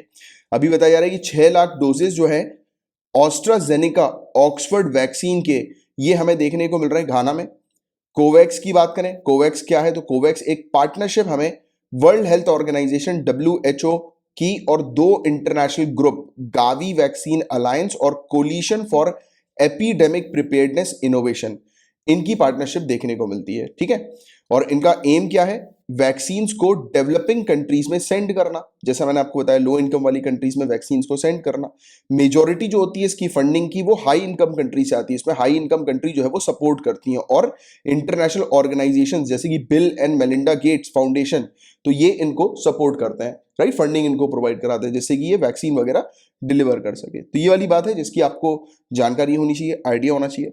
अब गाइस डिस्कस करेंगे एक्रेडिटेड इन्वेस्टर के बारे में या फिर मान्यता प्राप्त निवेशक के बारे में। काफी ज्यादा इंपॉर्टेंट टॉपिक है। इस प्रकार के जो टर्म्स होते हैं ना, ये अक्सर पूछ लिए जाते हैं कि ये फलाना टर्म अभी न्यूज में था, ये किससे रिलेटेड है बताइए। तो देखो ये क्वालिफाइड इन्वेस्टर होते हैं या फिर प्रोफेशनल इन्वेस्टर्स होते हैं। ये ऐसे लोग होते हैं जिनको अच्छी परख, अच्छी अंडरस्टैंडिंग होती है काफी सारे फाइनेंशियल प्रोडक्ट्स की या फिर उन प्रोडक्ट से जुड़े रिस्क और रिटर्न की। यानी कि आसान भाषा में आप ये कह सकते हो कि ये ऐसे एक्सपर्ट्स होते हैं जिनको पता रहता है कि मार्केट में उछाल आएगा या मार्केट में गिरावट देखने को मिलेगी, राइट, कि शेयर जो है वो कौन से खरीदने चाहिए, किस कंपनी में निवेश करना चाहिए या किस सेक्टर, किस एरिया में निवेश करना चाहिए जिससे कि फायदा मिल सकता है। तो ये बेसिकली आप कह सकते हो एक्सपर्ट्स होते हैं, राइट। शेयर मार्केट की भी आप कह सकते हो या फाइनेंशियल मार्केट के आप कह सकते हो कि एक्सपर्ट हम लोग को देखने को मिलते हैं। ये इन्फॉर्म्ड डिसीजन लेते हैं किसके रिगार्डिंग, इन्वेस्टमेंट के रिगार्डिंग, राइट। और इनको रिकॉग्नाइज किया जाता है काफी सारी सिक्योरिटीज और फाइनेंशियल मार्केट रेगुलेटर्स के द्वारा पूरे दुनिया भर में, राइट। और ये टॉपिक अभी न्यूज में इसलिए है क्योंकि जो सेबी है, हमारी security and exchange board of India, ये बेसिकली इस पर विचार कर रही है, एक्रीडेटेड इन्वेस्टर्स पर विचार कर रही है, इस कॉन्सेप्ट पर विचार कर रही है। इनका कहना है कि एक बार इस प्रकार के इन्वेस्टर्स को ग्रांट प्रोवाइड करके देखा जाए 1 साल के लिए, 1 साल की अवधि के लिए, और जब भी इनको मान्यता प्रोवाइड की जाएगी यानी कि इन्वेस्टर्स को, तो 1 साल के लिए वो एक्सपर्ट अपनी एडवाइस वगैरह जो है वो प्रोवाइड करा सकते हैं। और कहा जा रहा है कि इनको मान्यता प्रोवाइड कराने के लिए एक्रीडेशन एजेंसी जो है वो काम करेगी इनको मान्यता प्रोवाइड कराने की, राइट। और ये मार्केट इंफ्रास्ट्रक्चर इंस्टीट्यूशन हो सकते हैं या फिर उनकी सब्सिडरीज हो सकती है, ठीक है। तो इस पर अभी सेबी जो है वो काम कर रही है, इस पर जो है वो विचार किया गया कि सेबी जो है वो इस पर फोकस करेगी, इस पर काम करेगी। तो इसलिए ये टॉपिक हमें न्यूज में देखने को मिला था। तो देखिए अभी रिसेंटली हमारे ऑनरेबल प्राइम मिनिस्टर के द्वारा फॉरेन इन्वेस्टर से अर्ज किया गया है, आग्रह किया गया है कि वो इन्वेस्टमेंट जो है वो करें हमारी कंट्री के अंदर, राइट। हमारी कंट्री में काफी सारे जो पब्लिक सेक्टर एंटिटीज है, पब्लिक सेक्टर कंपनीज है, यूनिट्स है, वो प्रॉपर तरीके से अपनी क्षमता के अकॉर्डिंग काम नहीं कर पा रही हैं। तो इसलिए आज की रेट में उनको बंद करना ही जो है वो सही आइडिया है कि उसको बंद कर दिया जाए, डिसइन्वेस्टमेंट कर दिया जाए, जिससे कि सरकार के पास जो है वो पैसा आ जाए। जैसे कि एग्जांपल के तौर पर, जैसे हमारी कंट्री में काफी सारे ऐसे एयरपोर्ट्स हैं जो कि अनयूटिलाइज्ड हैं, उन पर कोई काम वगैरह नहीं चल रहा, या फिर अंडर यूटिलाइज्ड है कि जितनी क्षमता उसकी है उसके अकॉर्डिंग वो रेवेन्यू नहीं जनरेट कर पा रही, राइट। तो इसलिए उसको जो है वो प्राइवेट कंपनी को दे दिया जाए, फॉरेन इन्वेस्टमेंट उसमें इन्वेस्टमेंट आ जाए, राइट, फॉरेन इन्वेस्टर उसमें इन्वेस्ट कर दें, राइट। और इसमें बताया जा रहा है कि एयरपोर्ट्स में एस्टिमेटेड इन्वेस्टमेंट जो है उसका पोटेंशियल 2.5 लाख करोड़ से ज्यादा का है, राइट। ये तो एक एरिया की बात हुई, ऐसे तमाम काफी सारे पब्लिक एसेट्स हम लोग को देखने को मिलते हैं जिन पर कामकाज सही तरीके से अभी हो नहीं रहा है। तो इसलिए, और आज की डेट में स्थिति इकोनॉमिक कंडीशन काफी खराब है, तो डिसइन्वेस्टमेंट पर सरकार जो है वो बात कर रही है। और पब्लिक एसेट में क्या क्या चीजें हमें देखने को मिलती है, तो रोडवेज, रेलवेज, एयरपोर्ट्स तो की अगर हम लोग बात करें, जैसे सड़क है, रेलवे है, एयरपोर्ट है, पावर ट्रांसमिशन लाइन है, शिपिंग टर्मिनल है, पाइपलाइंस, पावर, मोबाइल टावर, और इसके अलावा दूसरी लैंड और बिल्डिंग्स, राइट। और फाइनेंशियल एसेट जैसे कि share, security, dividend pay out, तो ये सब चीजें भी हम लोग को देखने को मिलती हैं, राइट, जो पब्लिक एसेट की कैटेगरीज में आ जाती हैं। इनको सेंट्रल गवर्नमेंट के डिपार्टमेंट्स कंट्रोल करते हैं, पब्लिक सेक्टर यूनिट्स कंट्रोल करती हैं इन सब एसेट्स को, राइट, या फिर स्टेट गवर्नमेंट जो है वो इन सब एसेट्स को कंट्रोल करती है। और हमारी कंट्री में हर जगह पे ये सरकारी एसेट्स हम लोग को देखने को मिलते हैं, राइट। और बताया जा रहा है कि काफी सारे इनमें से ऐसे पब्लिक एसेट जो है वो अपनी क्षमता के अकॉर्डिंग कार्य नहीं कर पा रहे, उसमें सरकार का बेनिफिट नहीं हो पा रहा, सरकार रेवेन्यू जनरेट नहीं कर पा रही, उल्टा सरकार का लॉस हो रहा है, राइट। तो इसलिए इसको जो है वो लॉस से बचाने के लिए, और सरकार को पैसा भी चाहिए, राइट, तो पैसे के लिए भी कि सरकार जो है वो एक रेवेन्यू जनरेट कर ले, तो इसलिए इसको डिसइन्वेस्टमेंट अगर कर दिया जाएगा तो उससे क्या होगा कि सरकार के हाथ में आ जाएगा पैसा। और सरकार बोल रही है इन पैसे से जो है वो बेनिफिट मिल सकेगा गरीबों को, कि सरकार जो है वो गरीबों को क्लीन वाटर प्रोवाइड करा सकेगी, राइट, वेरियस फैसिलिटीज प्रोवाइड करा सकेगी, उनके लिए घर प्रोवाइड करा सकेगी। अब मैं यहां पर रोककर थोड़ी सी बात करना चाहता हूं। गाइस, आप सभी लोग जानते हैं काफी ट्रेंड चल रहा है मोदी रोजगार 2 करके, राइट। काफी ज्यादा आपने भी ट्रेंड ये पे पार्टिसिपेट किया होगा, मैंने भी रिट्वीट किया था इस ट्रेंड को अपने ट्विटर में, राइट। मोदी रोजगार 2 करके काफी तमाम अपनी कंट्री के जो जाने माने फेमस टीचर्स वगैरह जो हैं उन्होंने इस ट्रेंड की शुरुआत करी और फोकस किया, क्योंकि एग्जामिनेशन हो रहे हैं, एग्जामिनेशन में स्टूडेंट्स के 200 मार्क्स आ रहे हैं, बावजूद उसके स्टूडेंट्स का सिलेक्शन नहीं हो पा रहा, राइट। तो इस चीज को लेकर मोदी रोजगार 2 करके ये ट्रेंड जो है वो चला है। अब मैं यहां पर ये बात करना चाहूंगा गाइस कि अभी जैसे देखो, और एक चीज मैं पहले ही डिस्क्लेमर बता देता हूं, क्लियर कर देता हूं कि मैं किसी भी गवर्नमेंट को सपोर्ट नहीं करता। बीच में जब मैं पहले आप लोग को पढ़ाता हूं, और जैसे मैंने अभी इस लेक्चर की भी जो शुरुआत करी है, यानी कि इस टॉपिक की जो शुरुआत करी है, इसमें भी ऑनरेबल प्राइम मिनिस्टर शब्द का उपयोग किया था। तो मुझे पहले पास्ट में कुछ स्टूडेंट्स हैं, उन्होंने लिख दिया था कि आप मोदी भक्त हो क्या, मोदी को फेवर कर रहे हो क्या, या बीजेपी को फेवर करते हो क्या। तो मैं बोलता हूं ऑनरेबल प्राइम मिनिस्टर, राइट। तो मैं उस पोस्ट को फेवर करता हूं। आपने अगर नोटिस किया होगा, मेरे लेक्चर्स को आप रेगुलरली फॉलो करते होगे, तो मैं ऑनरेबल प्रेसिडेंट भी बोलता हूं, राइट, क्योंकि मैं उस पोस्ट को जो है वो करता हूं, सम्मान देता हूं उस पोस्ट का। ऑनरेबल सुप्रीम कोर्ट में बोलता हूं, तब तो किसी ने कुछ नहीं बोला। मैं ऑनरेबल प्राइम मिनिस्टर जो बोल रहा हूं, वो उस सीट, उस पोस्ट जो है उसको आप सम्मान करते हुए बोलता हूं, राइट। आपने इवन शायद नोटिस भी किया होगा कि फॉर्मर जो हमारे ऑनरेबल प्राइम मिनिस्टर्स होते हैं, या जो पूर्व के कांग्रेस के जो प्राइम मिनिस्टर जो हमें देखने को मिले थे, तो उस समय भी मैं उनके नाम के आगे ऑनरेबल ही लगाता हूं, उनके नाम के आगे नहीं, यानी कि इस पोस्ट के आगे। वो इसलिए क्योंकि मैं इस पोस्ट को जो है वो सम्मान देता हूं। और आप कर रहे हो सिविल सर्विसेज की तैयारी, और मेरे इस प्रकार से पढ़ाने का मकसद ये भी होता है कि आपके दिमाग में मैं ये चीज डालूं कि आपके लिए पोस्ट इंपॉर्टेंट होनी चाहिए। आप जब भी ऐसी पोस्ट का नाम ले रहे हो या लिख रहे हो, तो उस सम्मान के साथ जो है वो आपको नाम लेना चाहिए और लिखना चाहिए। तो उससे क्या होता है कि एक अच्छी चीज रिफ्लेक्ट होती है आपकी पर्सनालिटी में, कि हाँ यार, आप जो है वो पोस्ट को सम्मान दे रहे हो। क्योंकि कल को आप ऑफिसर बनोगे और आपके सामने जब आएंगे, आपकी मीटिंग होगी ऑनरेबल प्राइम मिनिस्टर के साथ, तो आप ऐसा तो नहीं है कि ऐसा बोलोगे कि hi prime minister, how are you, right. तो ऐसा तो नहीं है कि आप उसमें उनको सम्मान देते हुए आराम से प्यार से जो है उनसे बात करोगे, है कि नहीं। तो ये सब क्वालिटीज होती हैं जो कि एक सिविल सर्वेंट में होनी चाहिए। तो मेरा एक जरिया ये भी होता है पढ़ाने का कि ये सब क्वालिटीज भी मैं आपको, क्योंकि मैं बार बार बोलता हूं, तो जिससे कि आप उसको इनटेक कर सको।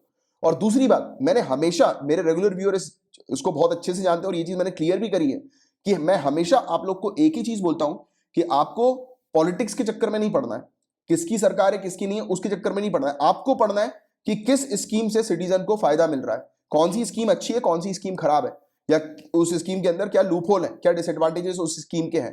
तो ये सब चीजें आपको आइडेंटिफाई करना, क्योंकि आप आने वाले कल के ब्यूरोक्रेट्स हो, सिविल सर्वेंट्स हो, राइट। आप जनता के लिए पॉलिसी बनाओगे, ना कि आप किसी पॉलिटिकल पार्टी को फेवर करते हुए पॉलिसी बनाओगे कि पॉलिटिकल पार्टी, इसको, इस पॉलिटिकल पार्टी को, फलाना पॉलिटिकल पार्टी आज पावर में है और मैं इनको सपोर्ट करता हूं, तो इसलिए इनके रूल में मैं बहुत अच्छी पॉलिसी बनाऊंगा। और दूसरी जो पॉलिटिकल पार्टी आ गई जिसको मैं सपोर्ट नहीं कर रहा हूं, तो उनके रूल में तो मैं निठल्ला बन जाऊंगा, मैं काम नहीं करूंगा। ऐसा नहीं करना है यार आप लोगों को, राइट।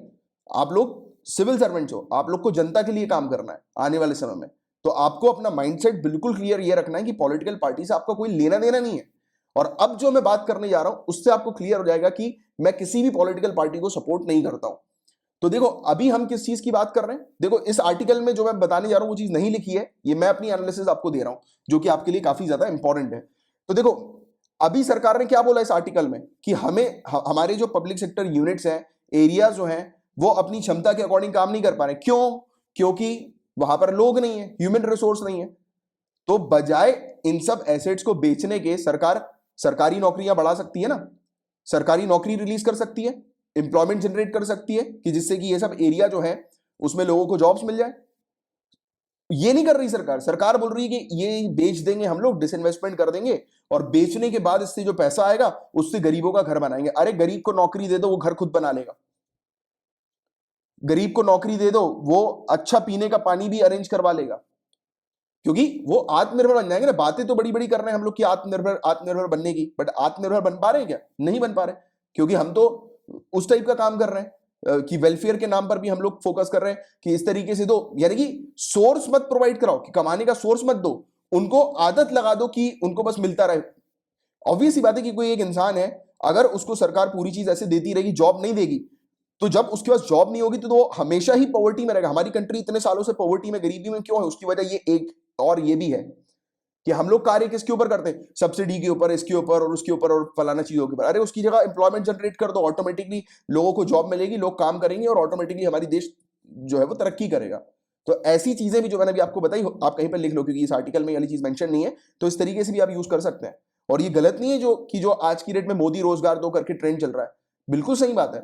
और जब देख रहे हैं हम लोग इस प्रकार के आर्टिकल आ रहे हैं कि सरकार के जो काम जो हो रहे हैं वो ऑब्वियस सी बात है कहीं ना कहीं गलत भी हो रहे हैं, कि इस प्रकार से जब सरकार खुद अपने मुंह से बोल रही है कि अपने जो एरियाज अपने पोटेंशियल के अकॉर्डिंग काम नहीं कर पा रहा है, राइट, लॉस कर रहे हैं, तो अब उसमें प्राइवेट सेक्टर का इन्वेस्टमेंट अगर कर दिया जाएगा तो ऑब्वियस ही बात है कि प्राइवेट सेक्टर अपने अकॉर्डिंग फिर वहां पर लोगों को जॉब वगैरह रखकर वो तो प्रॉफिट कमा लेगी। उसकी बजाय सरकार ही अपनी जॉब निकाले ना, सरकारी जो एम्प्लॉयमेंट जो है वो जनरेट करे।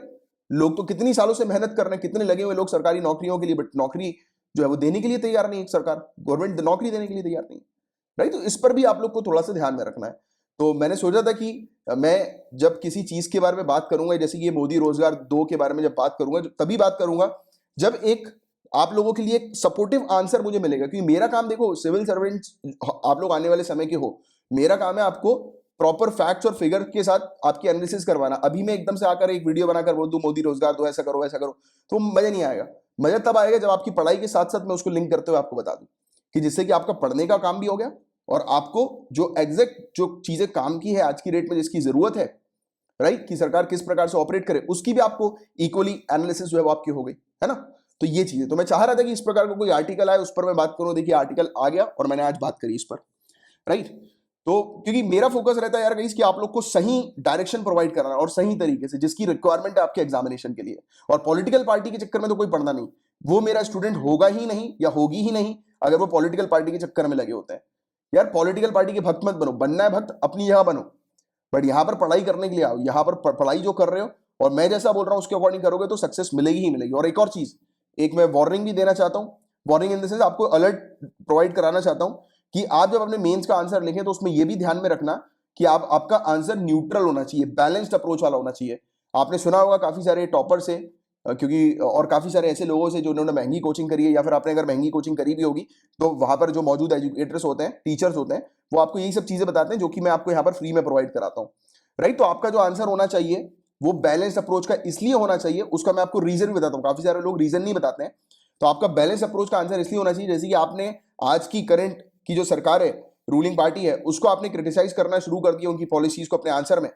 मेरी बात ध्यान से माना कि वो उनकी जो पॉलिसी है वो बेकार है और आपने दम लगा के उनको क्रिटिसाइज कर दिया, और सामने वाला व्यक्ति जो आपकी कॉपी चेक कर रहा है वो अगर बीजेपी का भक्त निकला ना, तो ये बात मान के चलना कि आपके भले ही आप कितना भी अच्छा टॉप नॉच आंसर क्यों ना लिख दो, आपको वो जस्टिस नहीं मिलेगा, राइट, आपको मार्क्स नहीं मिलेंगे ढंग के। तो ये चीज ध्यान में रखना, आपका आंसर बैलेंस होना चाहिए, ना ज्यादा क्रिटिसाइज करो ना ज्यादा फेवर करो, राइट। बैलेंस अप्रोच में न्यूट्रल तरीके से आप आंसर लिखो और आराम से होगा। वो धीरे धीरे करके आप प्रैक्टिस करोगे तो आ जाएगा। एकदम ही बिल्कुल उसमें हार्श चीजों का उपयोग नहीं करना है कि अरे ये तो बेकार कर दिया, ये तो स्कीम खराब है। आप क्या कर सकते हो, सजेशन लिख सकते हो कि इसमें अगर ये करेंगे तो ऐसा इंप्रूवमेंट हो सकता है, ये चीज इस स्कीम के है, स्कीम के बारे में आपको पता है, जैसे कोई पॉलिसी लिख रहे हो, स्कीम लिख रहे हो, या फिर सरकार की अप्रोच लिख रहे हो, तो सरकार ने ये सब काम अच्छा किया, ठीक किया, ये सब बातें कही, ये फलाना ढिमकाना, इसमें अगर ये भी कर देते एडिशनली तो बढ़िया हो जाता, क्योंकि आप आने वाले कल के सिविल सर्वेंट्स हो, आपको सोल्यूशन निकालने पे ध्यान देना है, ना कि प्रॉब्लम को आइडेंटिफाई।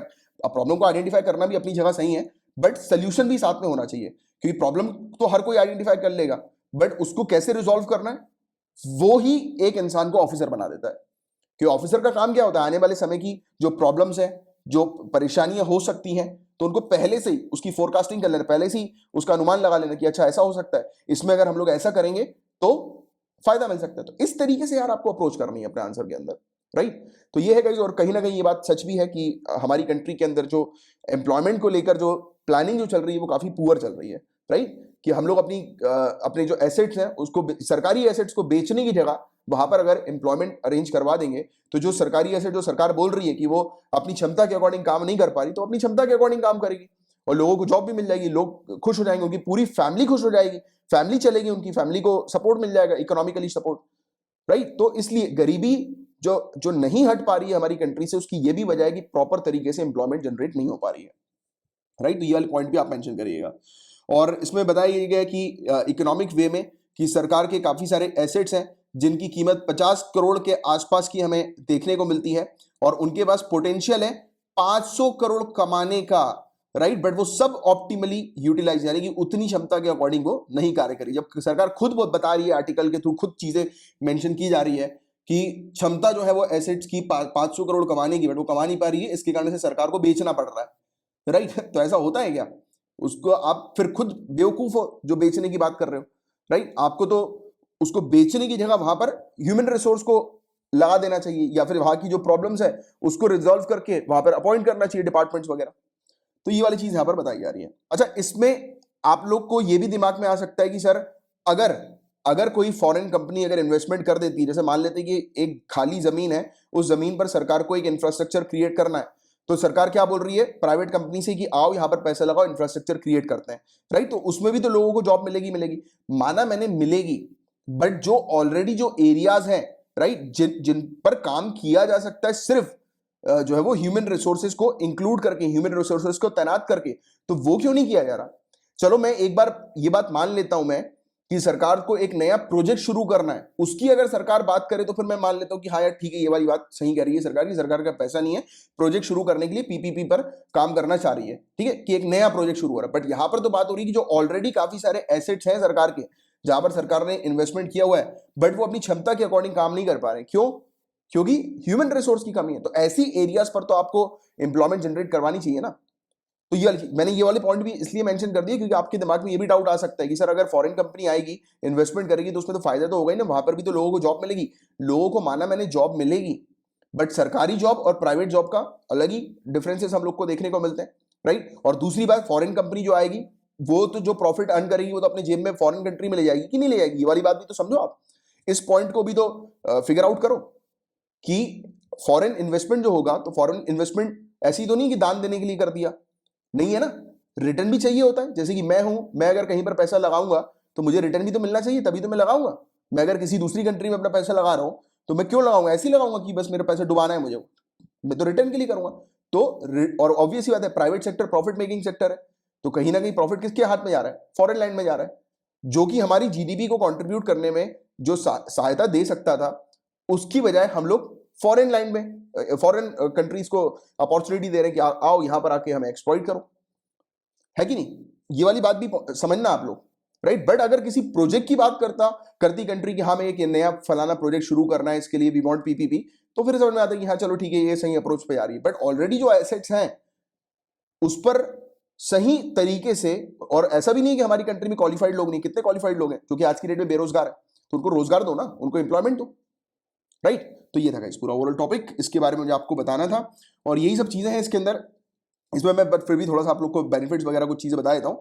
तो इससे मैंने आपको ऑलरेडी बताई दिया कि इसके बेनिफिट हैं कि गरीबों को घर दे देगी सरकार, पैसा आएगा तो, और पीने का पानी दे देगी, राइट। मतलब सरकार इस प्रकार से मदद करेगी, ये नहीं कर सकती कि उनको एम्प्लॉयमेंट अपॉर्चुनिटी दे दे। और ये जो पॉलिसी जो है गाइज, ये एनुअल डिसइन्वेस्टमेंट टारगेट से बियॉन्ड है, राइट। इसमें बताया जा रहा है कि मिड टर्म स्ट्रेटेजिक अप्रोच है ये, ये हेल्प करेगी नए इन्वेस्टमेंट अपॉर्चुनिटीज को लाने के लिए, राइट, इंडस्ट्रीज के लिए हर एक सेक्टर में। और प्राइवेट सेक्टर जो है वो ना ही सिर्फ कैपिटल लेकर आएंगे बट ग्लोबल बेस्ट प्रैक्टिसेस भी इंट्रोड्यूस करेंगे, यानी कि वो टेक्नोलॉजी ट्रांसफर भी इसमें हमें देखने को मिल सकता है।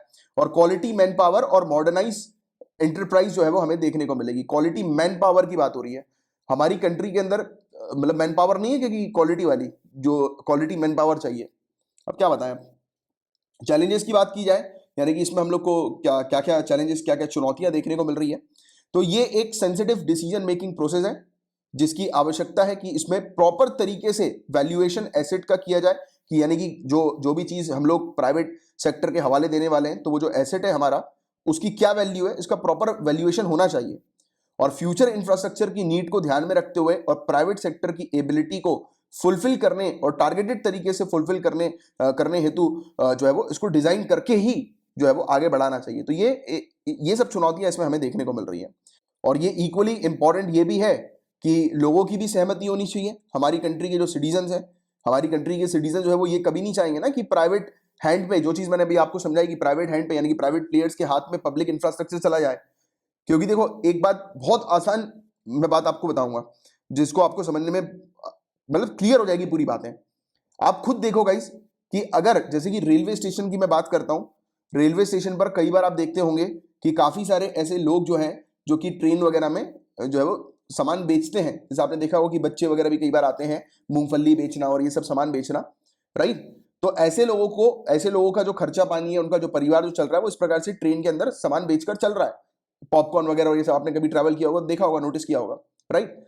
आप मुझे बताओ कि प्राइवेट सेक्टर अगर ऐसी चीजों पर आ जाएगी तो क्या वो गरीब लोग बेच पाएंगे? इस प्रकार से नहीं बेच पाएंगे, अलाउ नहीं करेगी, वो डंडे मार के भगा देगी कि जब बाहर निकलो, राइट। तो अब कहने को तो काफी सारे लोग इस पर ये भी जो है वो अपना तर्क जो है वो दे सकते हैं कि सर इससे तो हमारी कंट्री में क्वालिटी हमें देखने को मिलेगी। अरे क्वालिटी उन लोगों के लिए देखने को मिलेगी जिन लोग की जेब में भरा है पैसा, जिनको कोई मतलब नहीं है।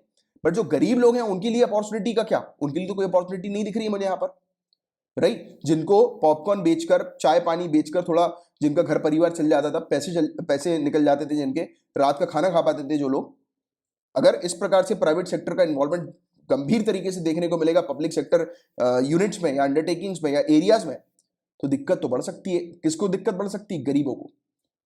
अमीरों का कुछ नहीं होगा, और मिडिल क्लास तो आप जानते ही हैं हम लोग की बैंड बजी पड़ी रहती है, राइट। बट गरीबों की बहुत बुरी हालत हो जाएगी, समझ पा रहे हो? तो ये चीज है। तो इस तरीके की भी एनालिसिस और अंडरस्टैंडिंग बहुत इंपॉर्टेंट है, क्योंकि इस प्रकार के जो टॉपिक होते हैं मैं आपको इस तरीके से समझाने की कोशिश करता हूं कि आपके हर एक एरिया बहुत अच्छे से क्लियर हो। और इसमें एक और इंपॉर्टेंट चीज है, एक बार लोगों के सामने ये चीज आ गई ना, मतलब कि गलत मिसमैनेजमेंट, पब्लिक प्राइवेट पार्टनरशिप का, प्राइवेट प्लेयर का मिसमैनेजमेंट अगर सामने आ गया जनता के सामने, और जनता को उसकी, यानी कि जैसे कि जनता को कोई शिकायत है किसी चीज से, मैनेजमेंट से रिलेटेड, और वो शिकायत अगर जनता की जल्दी रिजॉल्व नहीं होती है ना, तो लॉन्ग टर्म तक जो पब्लिक प्राइवेट पार्टनरशिप का जो एक्सपीरियंस है ना, ये डैमेज कर जाएगा पब्लिक परसेप्शन, यानी कि पब्लिक के दिमाग में छप जाएगा कि सरकार ने जो इस प्रकार से ये फलाना टाइम पर ये काम किया था ये बेकार है, और आने वाले समय में फिर पीपीपी के चक्कर में काम नहीं होगा। जनता जो है वो सपोर्ट नहीं करेगी किसी भी सरकार को पीपीपी का काम करने के लिए। अब देखो, let's see what will happen. But ये चीज तो मेरे हिसाब से जो है वो गड़बड़ी ही है, इस प्रकार की अप्रोच। आज की डेट में एम्प्लॉयमेंट जनरेट करने की अप्रोच बहुत इंपॉर्टेंट है। तो ये चीज है गाइज। और गाइज इन सब चीजों को रिजॉल्व करने के लिए ये बहुत जरूरी है कि सरकार प्रॉपर तरीके से पब्लिक को चीजों के बारे में जानकारी दे, जो कि एट प्रेजेंट हमें देखने को मिल रहा है कि बहुत सारे ऐसे केसेस सामने ऑलरेडी आ चुके हैं। जैसे कि किसानों का ही मुद्दा आप देख लो, किसानों के मुद्दे में सरकार ने प्रॉपर तरीके से किसानों की प्रॉब्लम्स के बारे में बताया नहीं था, या फिर ये नहीं बताया था प्रॉपर तरीके से कि किसान ये जो बिल जो सरकार लेकर आई है उसका मेन ऑब्जेक्टिव क्या है, तो इसके बारे में प्रॉपर जानकारी सरकार ने खुलकर नहीं दी थी, राइट। तो इसको लेकर काफी सारे कंफ्यूजन जो है वो क्रिएट हो गए थे। और अब जब इस प्रकार की प्रोसेस पर सरकार काम कर रही है, डिसइन्वेस्टमेंट पर सरकार काम कर रही है, और प्राइवेट प्लेयर्स को इन्वॉल्व करने पर सरकार काम कर रही है, तो ये बहुत जरूरी है कि इफेक्टिव तरीके से डायलॉग कंडक्ट होना चाहिए। यानी कि लोगों को अगर सपोर्ट में लेना है, राइट, तो लोगों को प्रॉपर जानकारी देना बहुत जरूरी है। और सक्सेसफुल मोनेटाइजेशन डिमांड करता है 4 स्टेप की प्रोसेस को। पहली स्टेप ये होनी चाहिए कि पॉलिसी के बारे में जनता को प्रॉपर तरीके से समझाना है सरकार को, राइट, पहली स्टेज के तौर पर। दूसरी स्टेज के तौर पर एसेट्स की डिटेल्ड एनालिसिस करना बहुत जरूरी है, उसके ऑपरेशनल कैपेसिटी को भी और फाइनेंशियल कैपेसिटी को भी, कि वो एसेट जो हम बेचेंगे, जो प्राइवेट कंपनी को देंगे, उसकी एक्चुअल वर्थ वैल्यू कितनी है और उससे आने वाले समय में कितना लाभ हो सकता है। तो फ्यूचर को देखते हुए बेचेंगे, नहीं तो फिर बड़ी तकलीफ हो जाएगी आने वाले समय में, राइट। और तीसरी चीज, करंट और फ्यूचर पोटेंशियल एसेट का एनालाइज करना, वही चीज मैंने आपको सेकंड पॉइंट में समझाई दिया। और चौथी चीज, केयरफुल तरीके से मैनेज करना सभी स्टेक होल्डर्स को, और प्रोजेक्ट्स किस प्रकार से एग्जीक्यूट हो रहा है उसको प्रॉपर तरीके से मैनेज करना है, कि जिस पर्पस के लिए ये बेचा जा रहा है वो पर्पस फुलफिल होना चाहिए, अगर नहीं हुआ तो बहुत तकलीफ हो जाएगी। तो ये था पूरा ओवरऑल टॉपिक, होपफुली आपको अच्छे से ये चीज क्लियर हुई होगी, राइट। और गाइज आज का ये लास्ट टॉपिक है, और मैंने आपको जितने भी टॉपिक्स पढ़ाए अगर अच्छे से दिमाग में बैठ गए हैं, क्लियर हो गए हैं, तो लाइक का बटन जरूर हिट कीजिएगा। और आप अगर नए आए हैं चैनल को सब्सक्राइब कर लीजिए और बेल आइकन पे जरूर हिट कीजिएगा, ऑल नोटिफिकेशन पे क्लिक कर दीजिएगा, जिससे कि हर एक नोटिफिकेशन अपडेट्स आपको मिल जाए। चेक कर लीजिए कि आपने ऑल नोटिफिकेशन पे क्लिक किया है कि नहीं। और पीडीएफ पेड पैकेज के बारे में मैं लेक्चर के स्टार्टिंग में आपको ऑलरेडी बता ही चुका हूं।